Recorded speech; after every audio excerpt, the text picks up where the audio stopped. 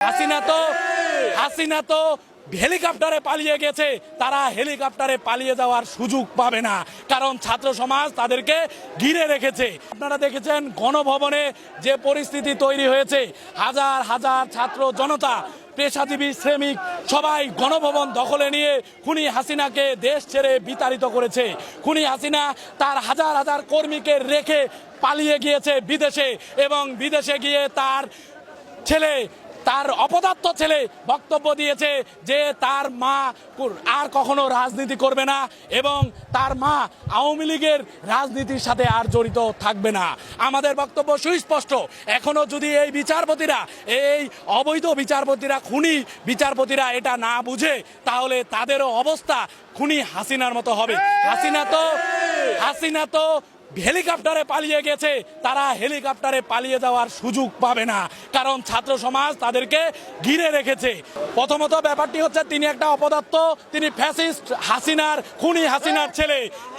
খুনি হাসিনার ছেলে 2 দিন আগে বক্তব্য দিয়েছে যে তার মা আর রাজনীতি করবে না, তার মাকে সবাই ক্ষমা করে দেন, তার মা আর রাজনীতি করবে না। কিন্তু গতকালকে সে বক্তব্য দিয়েছে সে নাকি প্রধানমন্ত্রী। সে একদম নিঃসন্দেহে একজন নেশাখোর, তার কথাবার্তায় কোনো পলিটিক্যাল বেসমেন্ট কখনোই ছিল না, এবং তিনি বাংলাদেশের জন্য একটি অভিশাপ।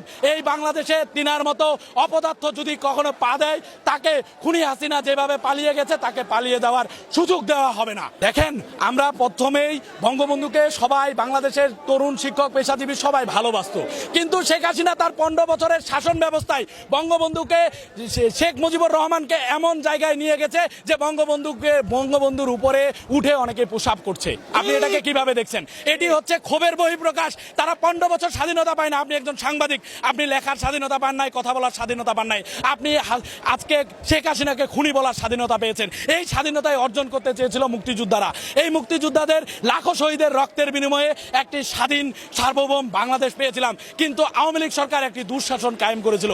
এই দুঃশাসনের দুঃশাসীরা কে কি বলে সেটা ছাত্র সমাজ জানে না। ছাত্র সমাজ এখন প্রতিনিধিত্ব করছে দেশের প্রতিনিধিত্ব করছে, দেশের সরকার গঠন করেছে। আমরা ছাত্র সমাজের পক্ষ থেকে বলতে চাই, আপনারা আমাদের এই সরকারকে, ডক্টর ইউনূসের সরকারকে সহযোগিতা করুন। দেশের যে প্রবাসীদেরকে বলতে চাই, আপনার ব্যাংকের মাধ্যমে রেমিটেন্স পাঠান, দেশকে একটি সমৃদ্ধির দেশ হিসাবে গড়ে তুলতে সহযোগিতা করুন। আওয়ামী লীগের দোসরদের বলছি যে যেখানে আছে তারা যদি এখনো শুধরে জাতির কাছে ক্ষমা না চায়, তাহলে তাদেরকে প্রতিহত করুন, শেখ হাসিনাকে যেভাবে প্রতিহত করেছেন। ধন্যবাদ।